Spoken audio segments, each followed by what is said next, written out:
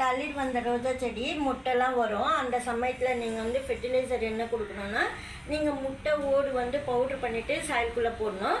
அதே சமயத்தில் வாழைப்பழம் தோலெல்லாம் நல்லா காய வச்சுட்டு பவுட்ரு போடணும். வெங்காயம் தோல் கூட சேர்க்குற போல இருந்தால் சேர்த்துக்குங்க. வெங்காயம் தூள், முட்டை ஓடு, கொஞ்சமாக வெந்தயம் அது போல் சேர்த்துக்கலாம். நம்ம இஷ்டம் தான் அது. ஏன்னா நம்ம ஒரு டைம் மந்த்லி மாற்றி மாற்றி செடிங்களுக்கெல்லாம் எரு கொடுக்குறோம். அந்த சமயத்தில் இந்த வெந்தய பவுடர்லாம் போட தேவையில்லை, தனியாக அது கொடுத்துக்கலாம். வாழைப்பழம் தூள், முட்டை ஓடு போடும்போது பெரிய பெரிய பூக்களாக பூக்கும். ஆல்ரெடி இந்த பிளான்ட்டுக்கு நான் கொடுத்துட்டேன்.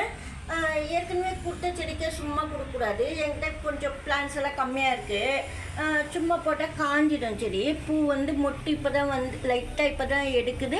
இந்த மாதிரி மொட்டு வர சமயத்தில் தளிரில் நீங்கள் எரு கொடுக்கணும் மண்ணுக்குள்ளே. அப்போ ரொம்ப பெரிய பெரிய மொட்டுக்கெல்லாம் மாறும். வர மொட்டு வந்து இப்போது இந்த இடத்துல தளிர் வந்து மொட்டு வருது. இந்த இடத்துலலாம் இலைகள்லாம், அதாவது இந்த இடத்துலலாம் குச்சியாக நிற்கிது. அப்போ வந்து நீங்கள் வந்து புளிச்ச மோரோ இல்லை வந்து காய்கறி வேஸ்ட்டு தண்ணி ஊற வச்சுட்டு, இல்லைன்னா வாழைப்பழம் தோல் தண்ணி இது போலலாம் ஸ்ப்ரே பண்ணணும்.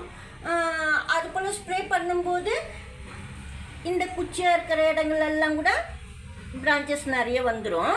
இப்போ தான் நான் ஸ்ப்ரே பண்ணியிருக்கிறேன். அன்றைக்கி வீடியோ பண்ணியிருக்கேன் பாருங்கள். லைட்டாக எடுக்குது. இப்போ தான் பாருங்கள், லைட்டாக எடுக்குது. அது போல் நல்லா தளிர் வந்துடும்.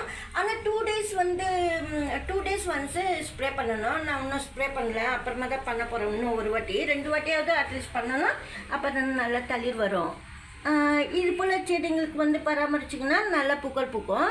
ரோஜா மொட்டு வர சமயங்களில் நீங்கள் எரு கொடுத்தீங்கன்னா பெரிய பெரிய பூக்களாக பூக்கும். பாருங்கள், அடினியம் ஃப்ளவர் பூத்திருக்கு. நான் பறிச்சிட்டு வந்துட்டேன்.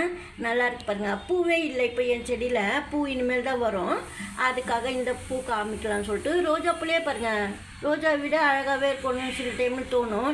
இந்த பூ பக்கத்தில் இருக்கும்போது ரோஜா கூட நல்லாயிருக்கும், இதுவும் நல்லாயிருக்கும். இந்த வீடியோவில் தான் பிடிச்சிருந்தா லைக் பண்ணுங்கள். நன்றி, தேங்க்யூ.